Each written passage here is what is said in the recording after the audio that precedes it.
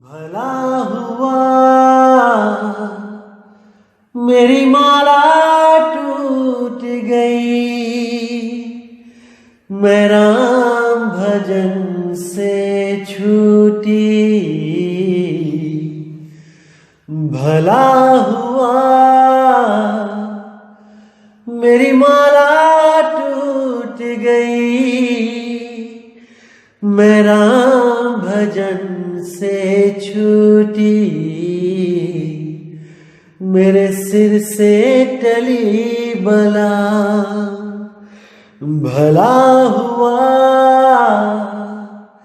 मेरी माला टूट गई, मैं राम भजन से छूटी। मैं राम भजन से छूटी। नमस्कार दोस्तों, सबसे पहले तो मैं परमात्मा से ये दुआ करूंगा कि आप सब मेरे भाइयों के सारे भरम टूटते जाएं और मेरे भाइयों का विवेक पूर्ण रूप से जागृत होता जाए। ऐसा जागृत हो कि कोई भी आपको भ्रमित ना कर पाए, और कहीं पर भी कोई दिक्कत आती है तो ये भाई आपके लिए, आपकी सेवा में हमेशा तत्पर है। आप कभी भी कुछ भी पूछ सकते हैं, लेकिन फिर भी मैं यही चाहूंगा कि पहले आप 100 सत्संग पूरे कर लें, और मैं पूरी उम्मीद करूंगा कि 100 सत्संग सुनने के बाद ऐसा कोई सवाल नहीं होगा जो आपके दिमाग में रह जाए। एक भी भ्रम नहीं बचेगा अगर आपने शुरू से लेके अंत तक सब सत्संग पूरे ध्यान लगा के, पूरा विवेक लगा के सुन लिए तो एक भी सवाल नहीं बचेगा मेरे भाई। इसीलिए मैं शुरू से कहता आ रहा हूं कि बीच में से सत्संग मत स्टार्ट करो सुनना, बिल्कुल शुरू से करो, 1 नंबर से करो, उसके बाद ऊपर की तरफ बढ़ते जाओ। क्योंकि हर चीज जो सीरियल वाइज समझाई गई है वो तभी आपके जहन में आएगी, आपके हृदय में उतरेगी जब आप शुरू से सुनना स्टार्ट करोगे तो। क्योंकि बीच में आप आओगे एकदम तो आपको लगेगा कि शायद ये गलत बताया जा रहा है, क्योंकि कुछ चीजें क्लियर नहीं होंगी, बीच में से आए हैं आप। वही चीजों को पहले क्लियर किया जा चुका है पिछले सत्संगों में। इसलिए मैं कहता हूं बिल्कुल शुरू से शुरुआत करो मेरे भाई, वरना कोई ना कोई संशय आपके मन में सदा ही रहेगी, क्योंकि उस संशय का समाधान पिछले सत्संगों में किया गया है जो आपने सुने नहीं है। इसीलिए भाई निवेदन करता हूं कि शुरू से शुरुआत करो, बिल्कुल शुरू से साई बंदगी। और आपसे अरदास करता हूं कि जैसे आपने देखा कि कुछ YouTube चैनल आ गए हैं हमारे खिलाफ भी, जो हमारे खिलाफ जहर उगल रहे हैं, आपको भ्रमित करने की पूरी कोशिश कर रहे हैं, उन लोगों का भी मैं स्वागत करता हूं। बहुत अच्छी बात है, जो आज तक तो कोई जागा नहीं था, आज तक तो कोई ज्ञान देने वाला आया नहीं था, अब गली गली में से उठ के आ रहे हैं। बहुत अच्छी बात है, क्योंकि सभी का ज्ञान निष्पक्ष भाव से सुनना चाहिए, समझना चाहिए। और बहुत ही अच्छी बात है कि सब अपनी अपनी ढोलकी लेके आ गए हैं अपना अपना राग सुनाने। बहुत अच्छी बात है। और कुछ लोग जो भ्रमित करना चाहते हैं वाणियां दिखा दिखाकर कबीर सागर में, तो उन लोगों को भी मैं बता देना चाहता हूं कि मेरे भाई, विवेकी पुरुष वो होता है जो लिखी हुई वाणी में से भी सत्य और असत्य का निर्णय कर सके, और अगर वाणी गलत लिखी है किसी कारणवश तो उसको सही से बोल सके, सही करके उसको लिख सके। जैसे कबीर सागर में एक वाणी लिखी है कबीर कबीर का करे खोज आपन शरीर, पांचों इंद्र बस में कर आप ही दास कबीर। अब जो विवेकी होगा वो इस वाणी को पढ़कर ही बोल देगा कि ये वाणी गलत लिखी है, लेकिन जो अविवेकी होगा वो कहेगा नहीं, अगर 5 इंद्री लिखी है तो 5 ही बोलना है, 10 नहीं कर सकते। अरे भाई, इसी को विवेकी इंसान कहा जाता है, जो गलत लिखे को सही कर सके, ना कि गलत लिखे को ही मान ले। अरे जब आप सबको पता है कि 10 इंद्रियां होती हैं भाई, 5 कर्म इंद्रियां, 5 ज्ञान इंद्रियां, तो अगर उनमें से 5 इंद्रियों को, 10 में से 5 इंद्रियों को बस में करोगे और 5 को खुला छोड़ दोगे, तो आप दास कबीर कैसे कहाओगे? मुझे इतना बता दो, मुझे इतना बता दो, कहां गया आप लोग का स्वाध्याय? बस एक वाणी के आगे घुटने टेक दिया आपने, वो भी गलत वाणी लिखी है, उसके आगे सारा स्वाध्याय छूमंतर हो गया।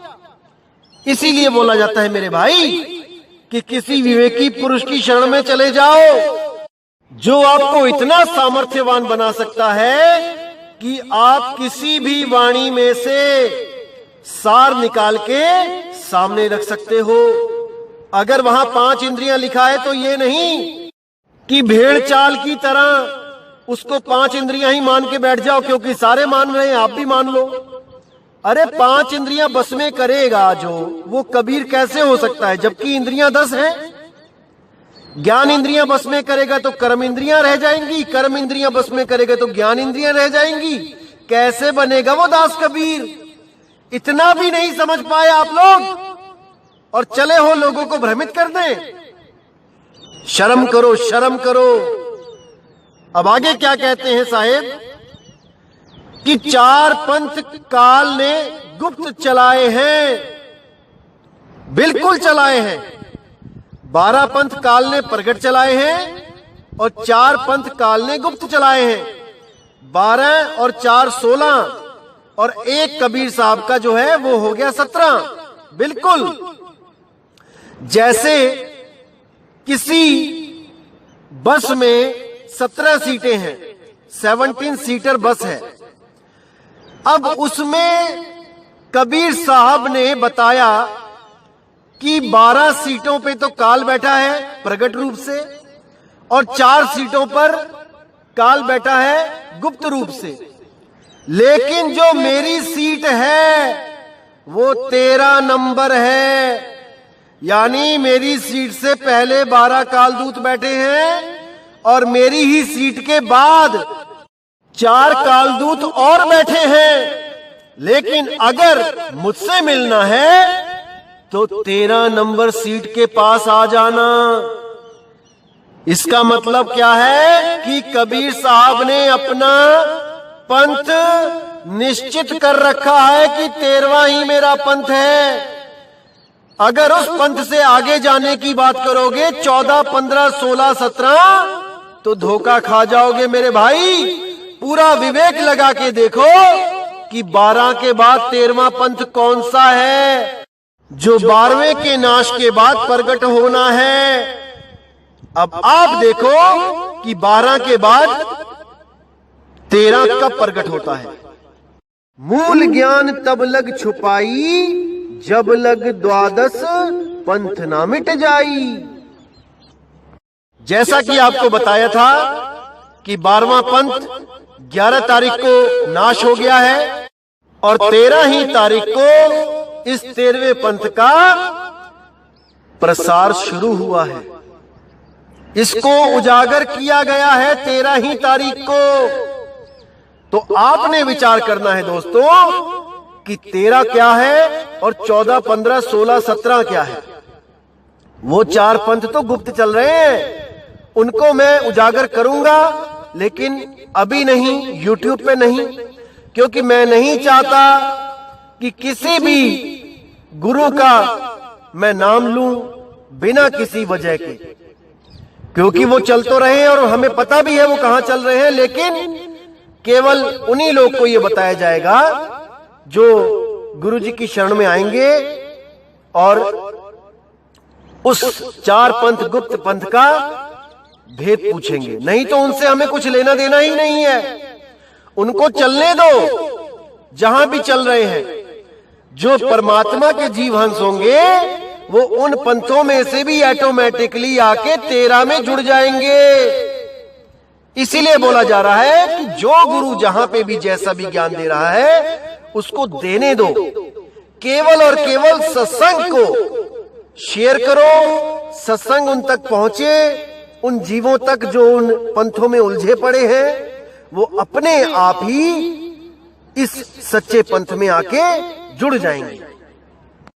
क्योंकि दोस्तों हमने केवल और केवल ज्ञान के माध्यम से जीवों को सत्य का संदेश देना है, ना कि किसी गुरु के खिलाफ बोलकर, उसको काल का दूत बोलकर अपने ज्ञान को उजागर करना है। नहीं, जब ये सत्य ज्ञान किसी के भी समझ में आ जाएगा तो उसको स्वयं पता लग जाएगा कि मैं काल दूत की शरण में बैठा हूं।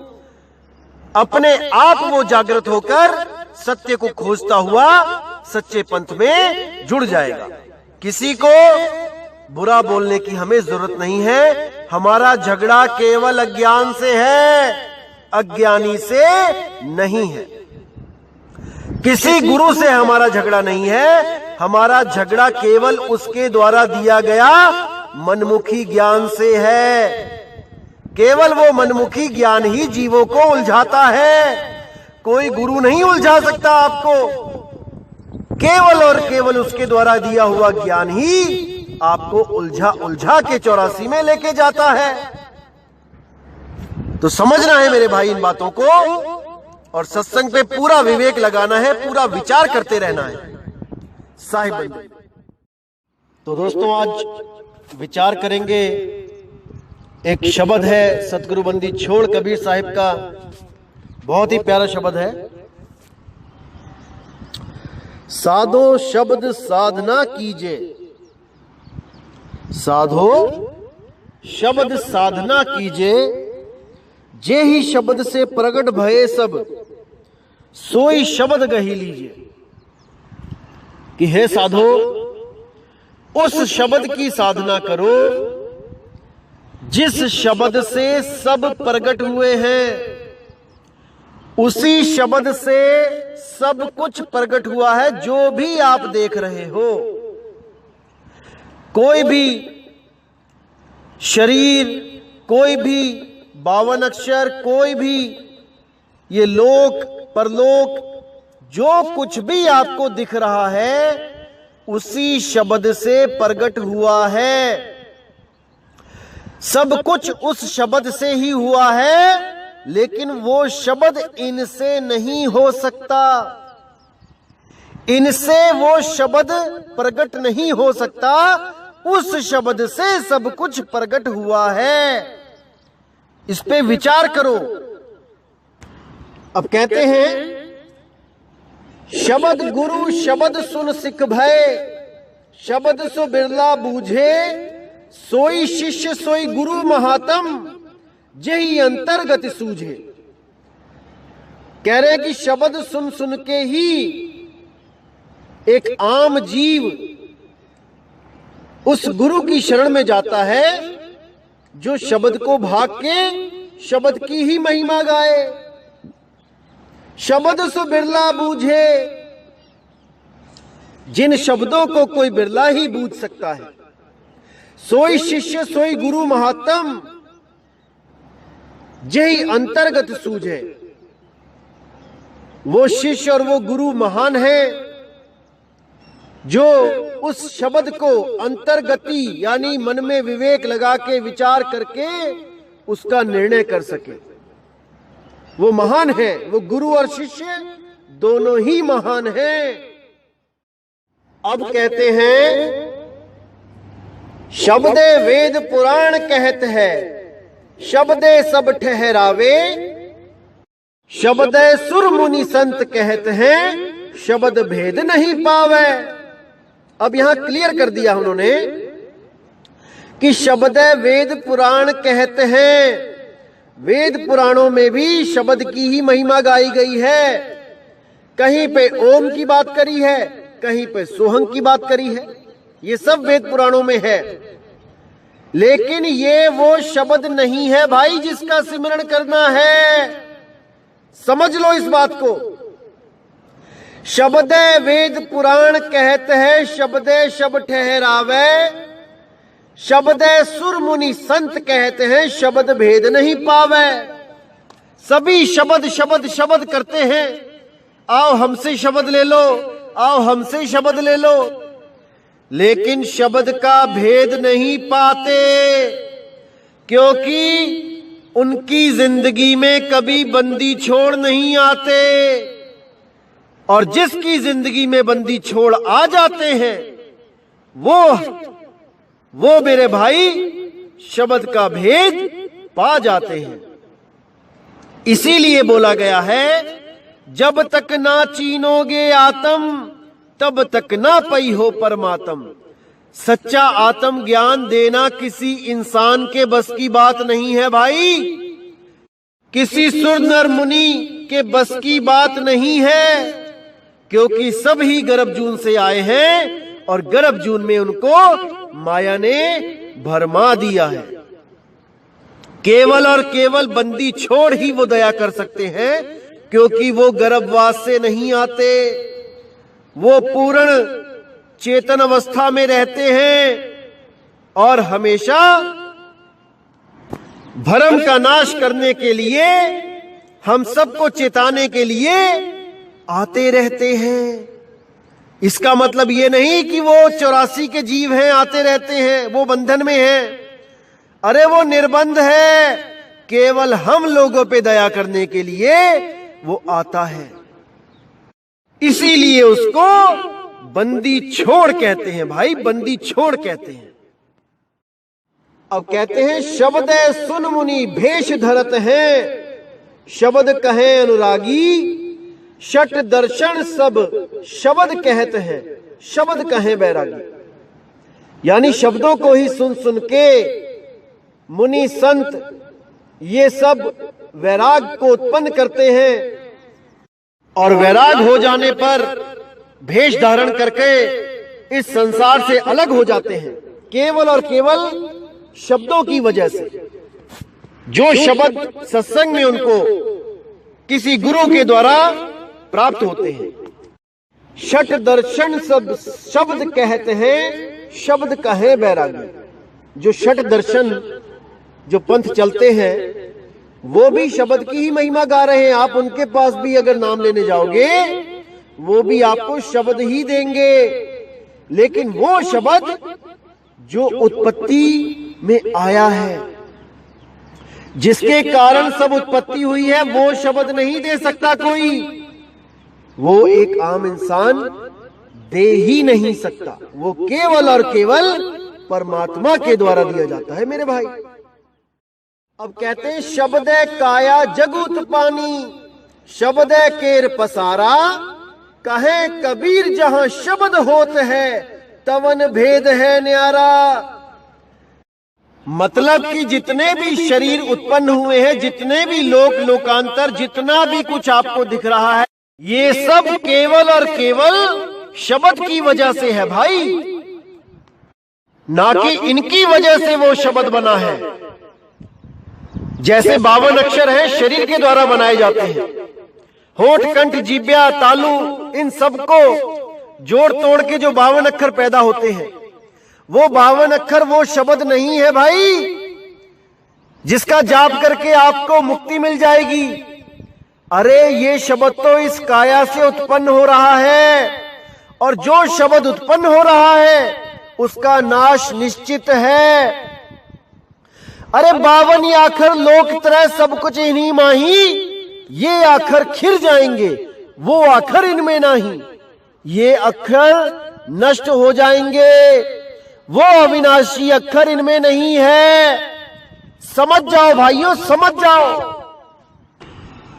शब्द ही काया जगुत पानी, शब्द केर पसारा, और कहे कबीर जहां शब्द होते हैं तवन भेद है न्यारा। कहे कबीर जहां शब्द होत है, यानी वो शब्द हो रहा है, लगातार चल रहा है, निरंतर चल रहा है। वो कोई जपने में नहीं आता है कि आप जब जाप स्टार्ट करोगे वो तभी होगा, या आप नहीं करोगे तो वो नहीं होगा। अरे भाई, वो लगातार हो रहा है, अनंत हो रहा है, अपने आप हो रहा है। केवल आपका ध्यान नहीं है उस पर, केवल आपकी सुरती नहीं जा रही है वहां तक जहां पर वो शब्द लगातार निरंतर हो रहा है। अरे शब्द निरंतर से मन लागा, मलिन वासना त्यागी, उठत बैठत कबहु न छूटे, ऐसी ताड़ी लागी। वो शब्द निरंतर सदा से ही हो रहा है, सदा सदा से हो रहा है, उसका कभी अंत नहीं होता मेरे भाई, नहीं होता। लेकिन कुछ लोग आपको भ्रमित करने की कोशिश करेंगे कि ये श्वास भी लगातार चल रही है, अपने आप हो रही है, यही वो शब्द है। अरे नहीं भाई, ये शब्द भी कब आया इस दुनिया में? जब बच्चे ने पहली सांस ली, और बच्चा पहली सांस गर्भ में नहीं लेता, इस भ्रम से भी बाहर निकल जाओ। जैसे कबीर साहब कहते हैं, एक दोहे में बोला है कि जैसे खाल लोहार की, सांस लेत बिन प्राण। जैसे लोहार के पास आपने देखा है, आग को तेज करने के लिए बार बार फूंक मारना बहुत मुश्किल होता है। जैसे हम चूल्हे में फूंक मारते हैं तो फूंक मार मार के दिमाग खाली हो जाता है, चक्कर आने लग जाते हैं। अब लोहार का तो काम ही यही है कि आग को जलाना है, उसमें लोहे को तपाना है, तो फूंक मार मार के तो वैसे ही मर जाएगा वो। इसलिए उसने एक फुकनी बना दी होती है, डुप्लीकेट। उसमें क्या होता है, वो हाथ से उसको चलाता है और वो हवा उस खाल में, एक थैले जैसी खाल होती है, उसमें हवा भरती है और वो पूरा प्रेशर, हवा का प्रेशर आग में मारती है, तो उससे आग ज्यादा तेज जलती है। तो देखने में लगता है कि वो सांस ले रही है, लेकिन केवल मूर्ख ही ये समझेगा कि वो सांस ले रही है। ज्ञानी ये समझ जाता है कि ये सांस ले नहीं रही है, इसको सांस दी जा रही है। इसी तरह कई लोग आपको भ्रमित करने की कोशिश करेंगे कि गर्भ में बच्चा सांस लेता है। अरे भाई, सांस लेता नहीं है वो, उसको सांस दी जा रही होती है मां के पाइप के द्वारा। जो पाइप उसके नाभि में लगी होती है, जो अंदर की तरफ खुली होती है, उसमें हवा, पानी, पोषक तत्व सब कुछ दिया जा रहा होता है, क्योंकि उसके बच्चे के शरीर को डेवलप करना है। इसलिए ना कि वो नाक से सांस ले रहा होता है और ना ही मुंह से सांस ले रहा होता है, वो सांस उस पाइप के द्वारा बच्चे को दी जा रही होती है। जैसे आप पंप के द्वारा टायर में हवा भरते हैं। अब कोई मूर्ख कहे कि नहीं, टायर सांस ले रहा है, तो उसकी बुद्धि किस लेवल की है आप अच्छी तरह समझ सकते हो मेरे भाई। बहुत मिलेंगे भ्रमित करने वाले, इसीलिए बोल रहा हूं, पूरा विवेक जगा के रखो। और अगर श्वासों में ही परमात्मा है तो एक बात बताओ मेरे भाई, क्या हम नाक की जगह मुंह से सांस लेके नाम सिमरण करें आपके वाला सोहम, तब नहीं बात बनेगी क्या? केवल नाक से ही श्वास लेंगे तभी बात बनेगी, तभी परमात्मा मिलेगा हमें। अगर नाक से लिए हुए श्वास का जाप करेंगे तो अजपा जाप, हम मुंह से करेंगे तब नहीं बात बनेगी। ऐसा मूर्ख बना रखा है इन लोगों ने, ऐसा भ्रमित कर रखा है इन सोहम के पुजारियों ने कि कोई भी इनके जाल को जल्दी तोड़ के निकल नहीं सकता, अगर वो पूर्ण विवेकी ना हो तो। इसीलिए मैं कहता हूं कि पूरा विवेक लगा दो, पूरा विवेक लगा दो। एक एक चीज को समझने के लिए पूरा विवेक लगा दो मेरे भाई, नहीं तो कोई ना कोई कालदूत आके आपको लूट लेगा। आपको भ्रमित कर देगा, 84 में डाल देगा। और अगर इतना सत्संग सुनकर भी आप में विवेक नहीं जग रहा है तो मेरे भाई, आपको स्वयं परमात्मा आके भी नहीं समझा सकता, नहीं समझा सकता।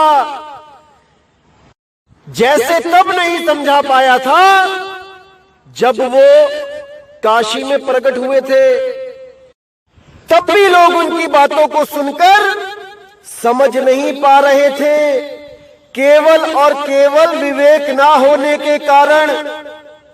तो मेरे भाई, इस बार वो गलती मत करना, पक्षपात मत करना, एक एक शब्द को अच्छी तरह सुन के विवेक लगा देना, क्योंकि आप ही वो हो जो 84 में जाने से खुद को बचा सकते हो।